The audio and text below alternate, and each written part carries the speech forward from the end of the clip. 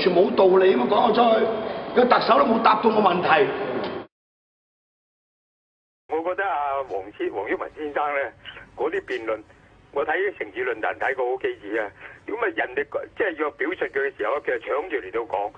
佢有一次喺城市論壇叫晒佢一班咁嘅會員喺度晒馬咁啊！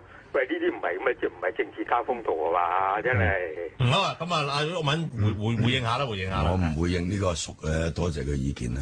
OK。好。公然同香港人為敵，請你解釋。你已經提點解？請你坐低。我而家問緊佢主席。我認為你問佢講政治倫理，佢係亂倫咩？佢係亂倫咩？佢係亂倫咩？佢係亂倫咩？請你坐低。回應下啦，回應下啦。我唔回應呢個叔多謝佢意見啦。OK。好。你重申咗幾次啫嘛，佢又冇回應到，冇處理到你嗰個嘅要求，係好離譜喎！今日你唔識，我可以幫你上堂嘅。我唔回應呢個叔多謝佢意見啦。OK。